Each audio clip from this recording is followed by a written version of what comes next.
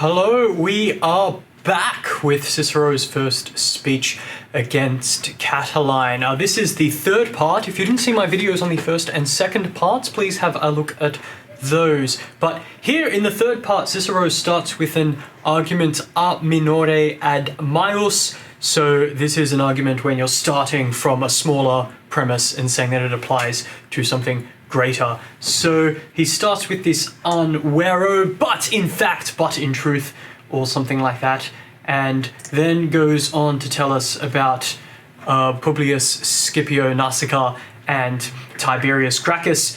And this is something that occurred in 133 BC when Tiberius Gracchus was, you might say, abusing his powers of tribune to try to redistribute land. Publius Scipio Nasica, who was Pontifex Maximus at the time and had previously served as consul, led a mob to kill Tiberius Gracchus on the Catiline hill. So that's what Cicero is referring to here. So we've got Scipio Pontifex Maximus here and Privatus here, meaning that at that time he had no magistratus. And with this, Cicero contrasts the nos consules a bit later on. Here you'll find labor factantem is a present active participle there, going with Tiberius Gracchus, of course.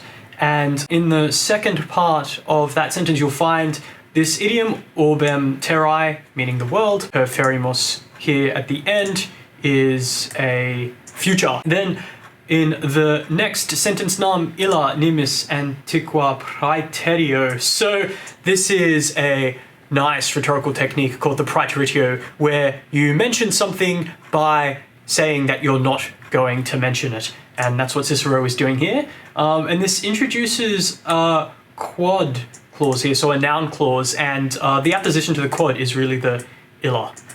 I know it's a bit weird, but that's how it's working here. And then he introduces also this example of Gaius Cervilius Ahala, who in 439 was the second in command, the magister equitum under the dictator Cincinnatus. And during this time in 439 BC, there was a great famine in Rome, and there was also a huge amount of unrest between the patricians and the plebeians. And what happened was there was this guy, Spurius Maelius, who bought a huge amount of grain with his own money and then was selling it at a low price. So Ahala summoned Maelius to appear before the dictator, and Maelius refused, and then Ahala killed Maelius. Cicero praises Ahala as a hero here, but it's interesting to note that Ahala was tried and avoided punishment only by going into voluntary